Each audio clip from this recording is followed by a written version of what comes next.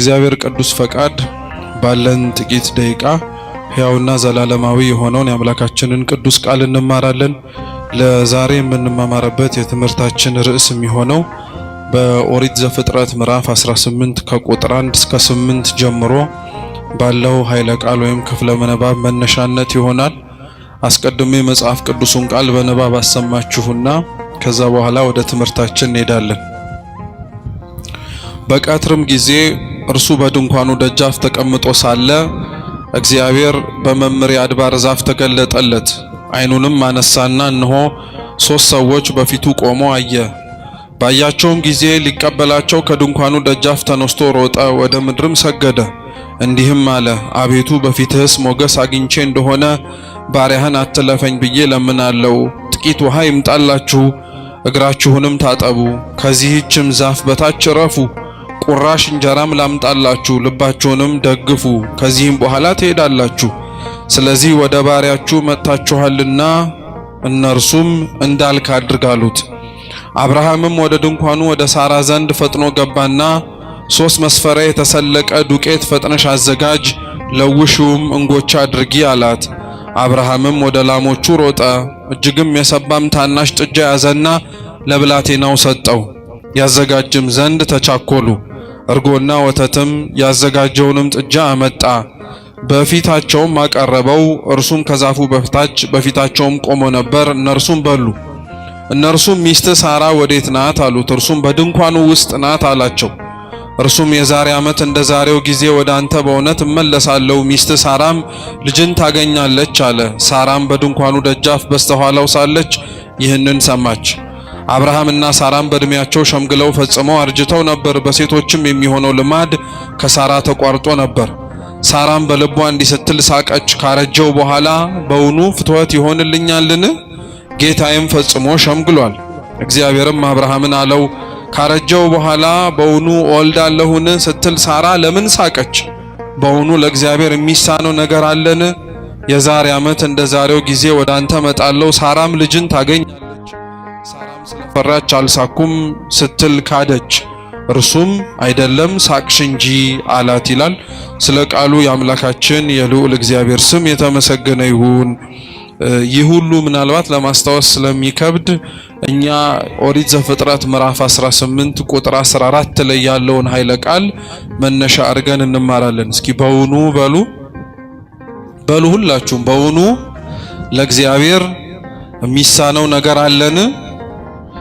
በዚህ ርዕስ መነሻነት እንማራለን። አምላካችን በጉባኤያችን መሃል ተገኝቶ እንዲያስተምረን እንዲመክረን የእርሱ ቅዱስ ፈቃድ ይሁንልን። በኦሪት ዘፍጥረት ምዕራፍ 18 ተጽፎ የምናገኘው ከእግዚአብሔር ወዳጆች መካከል አንዱ የሆነው ሁሉን ጥሎለት ያለውን ነገር በሙሉ የተከተለው ያበብዙሃን የብዙዎች አባት ስለተባለው ስለ አብርሃም ጽድቅና ስለ አብርሃም እምነትም ጭምር የሚያነሳ ታሪክ ነው። አብርሃም በኦሪት ዘፍጥረት ውስጥ ታሪካቸው በስፋት ተጽፎ ከሚገኙ አባቶች መካከል አንዱ ነው። ኦሪት ዘፍጥረት ሙሴ የተባለው ሊቀ ነቢያት ከጻፋቸው ከ5ቱ መጻሕፍት መካከል አንዱ ነው። ሙሴ እንደ ቤተ ክርስቲያናችን አስተምህሮ 5 መጻሕፍትን ጽፏል። የመጀመሪያው ኦሪት ዘፍጥረት ወይም ኦሪት ዘልደት ይባላል። ዓለማትን ካለመኖር ወደ መኖር እግዚአብሔር አምላክ እንዴት እንዳመጣቸው የሚያነሳ የሚያወራ ቢሆንም ስለ ስነ ፍጥረት ግን አውርቶ የሚያበቃው በ2 ምዕራፎች ብቻ ነው።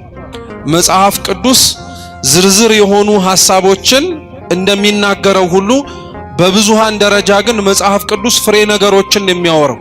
ለዛ ነው መጽሐፍ ቅዱስ ልክ እንደ ሸማ ጥቅል እንደ ወርቅ እንክብል ጠቅልሎ የተናገራቸውን ሐሳቦችና ትምህርቶች አዋልድ መጽሐፍት ደግሞ እያፍታቱና እያብራሩ ሐሳቦቹን በደንብ አድርገው ይገልጧቸዋል። በኦሪት ዘፍጥረት በ2 ምዕራፎች የተጻፈው የዘፍጥረት ታሪክ ወይም ዓለማት ካለመኖር ወደ መኖር እንዴት እግዚአብሔር እንዳመጣቸው የምናገኘው ታሪክ በዝርዝር ተጽፎ የምናገኘው በስነ ፍጥረት መጽሐፍቶች ከሚባሉት መካከል አንዱ በሆነው በአክሲማሮስ ነው፣ በቅዱስ ኤጲፋኒዎስ ድርሰት። ግን ኦሪት ዘፍጥረት ተብሎ የተጠራው ስለ 2 ምዕራፎች ተብሎ ነው።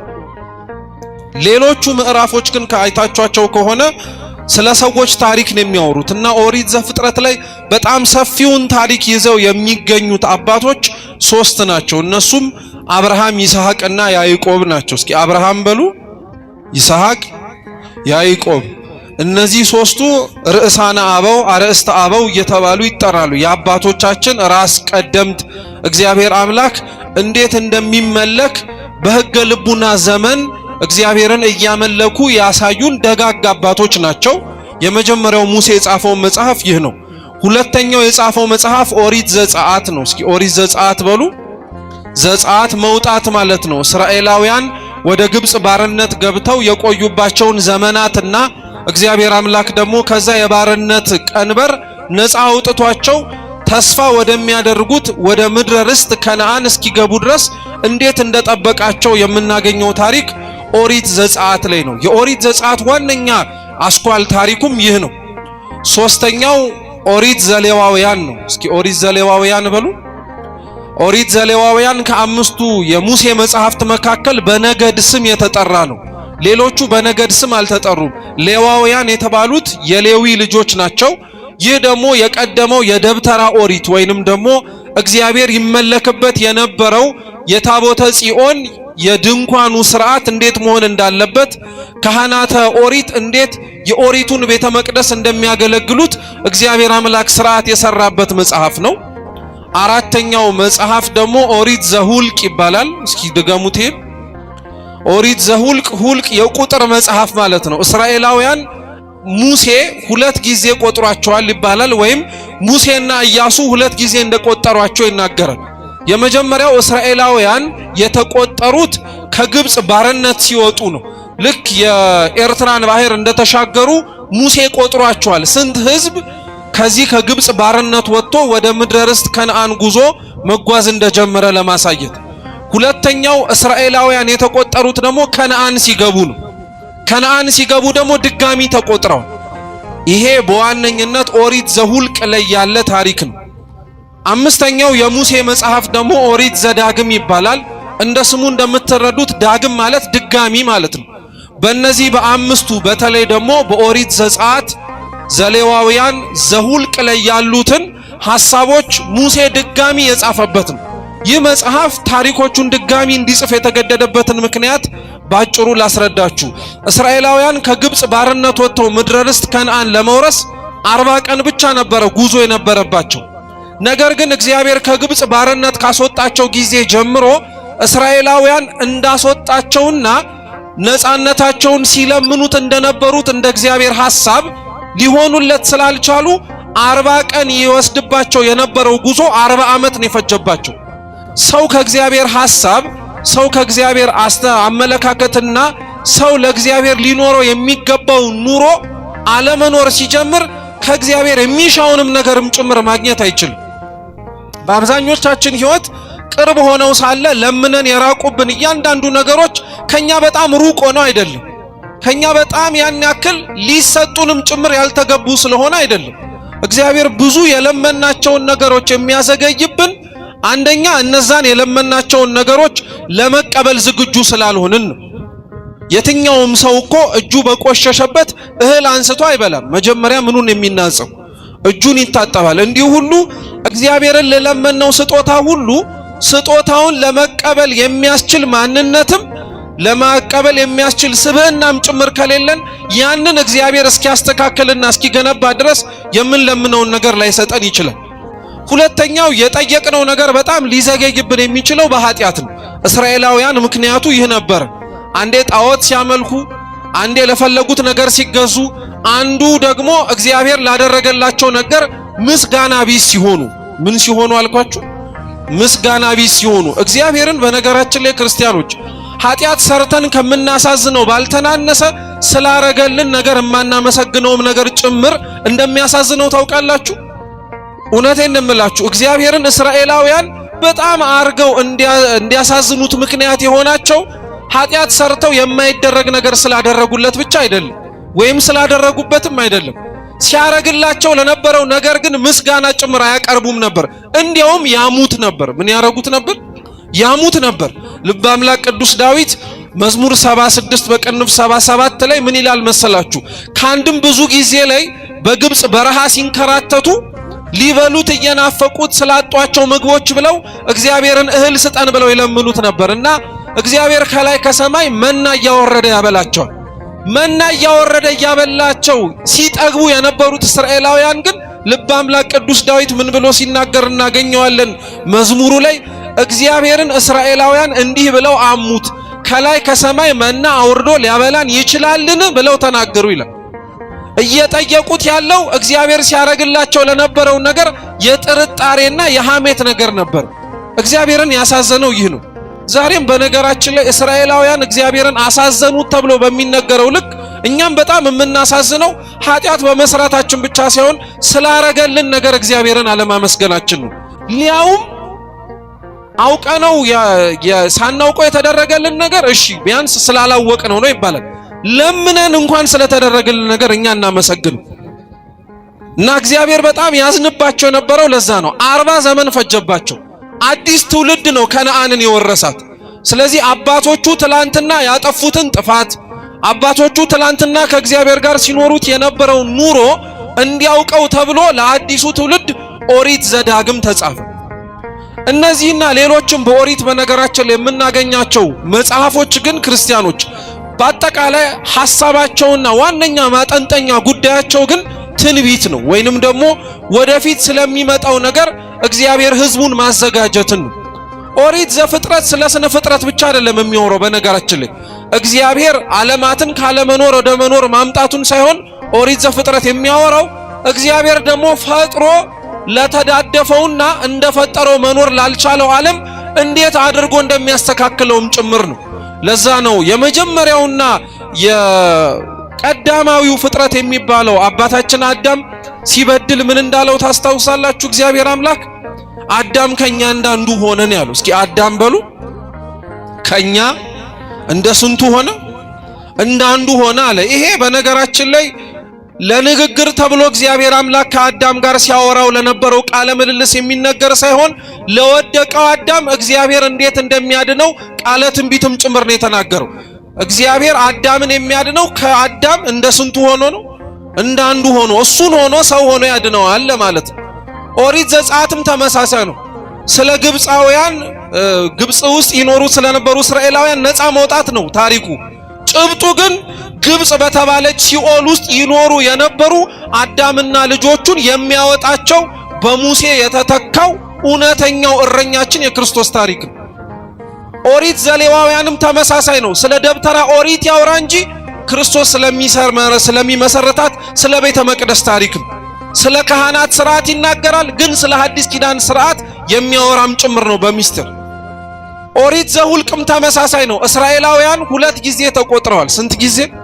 እኛም 2 ጊዜ እንቆጠራለን ሲል ነው። አንደኛ የተቆጠርነው በ40 በ80 ቀን ቤተ መቅደስ ስንመጣ ክርስቲያን ተብለን ተቆጥረናል። ሁለተኛ ደግሞ እንቆጠራለን። ይሄን ክርስትና የተሰጠንን ሀብት ኖረ ነው እግዚአብሔር አምላክ ፊት ለፍርዱ ስንቆም እንቆጠራለን ድጋሚ።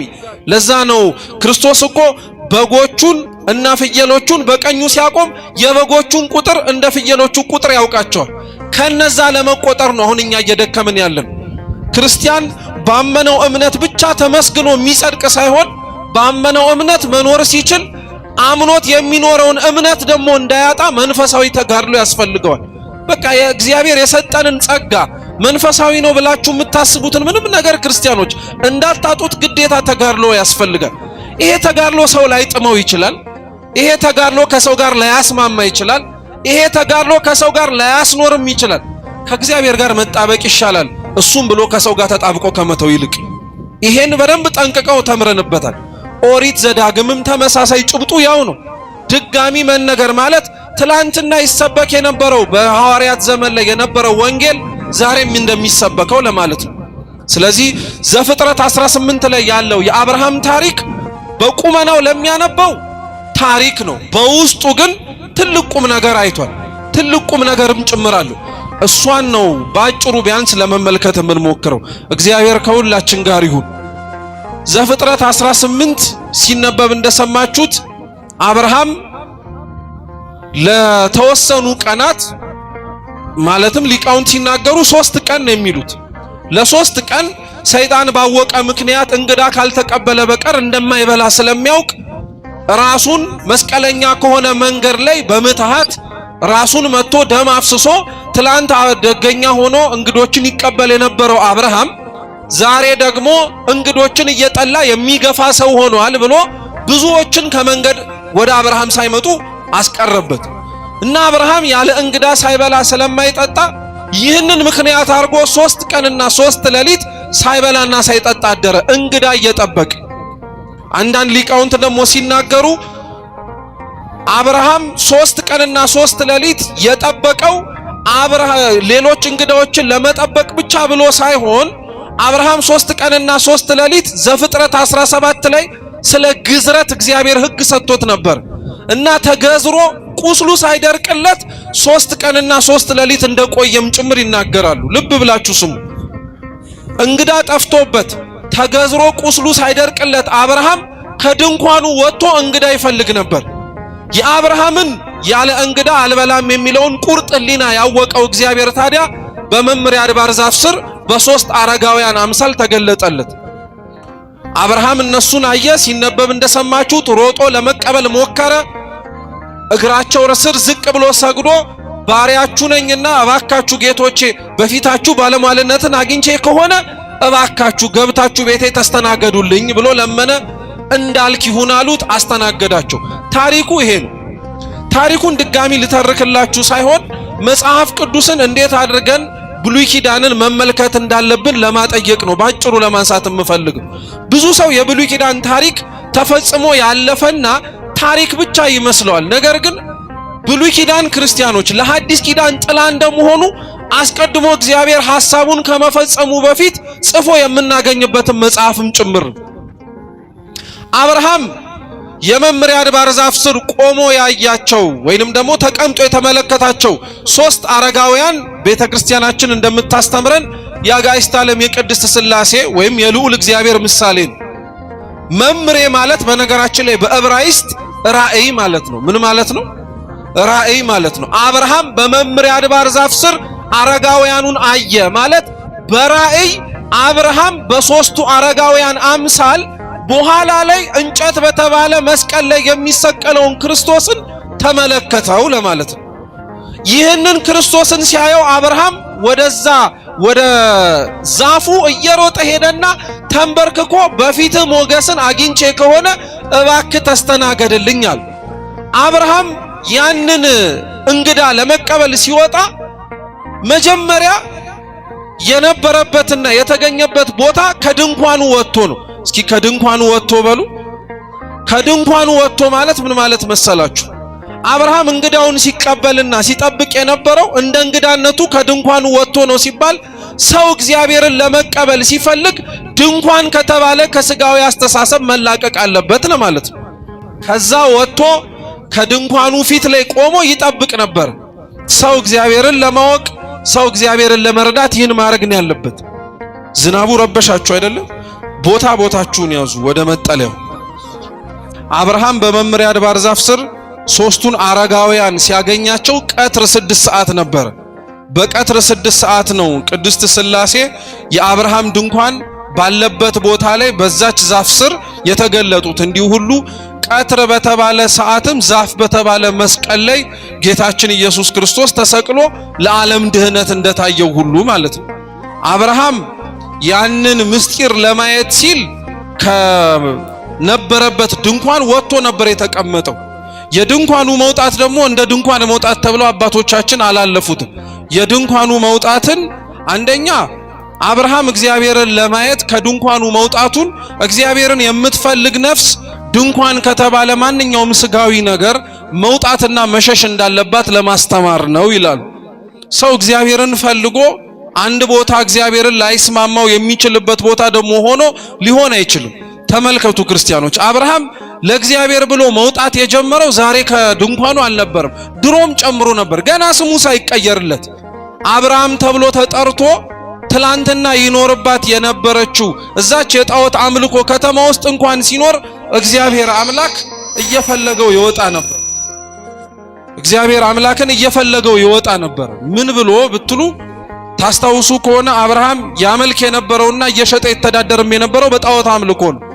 እና ያን ጣዖት አምልኮ ይተዳደርበት የነበረውን ግዑዝ ነገር አንድ አምላክን የሚጠየቀውን ጥያቄ ጠየቀው። ቢርበው ቢጠማው መንገዱ ረዝሞበት በንግግር ያጥርልኛል ብሎ ቢያምንም ያን ሁሉ ሊያረግለት አልቻለም።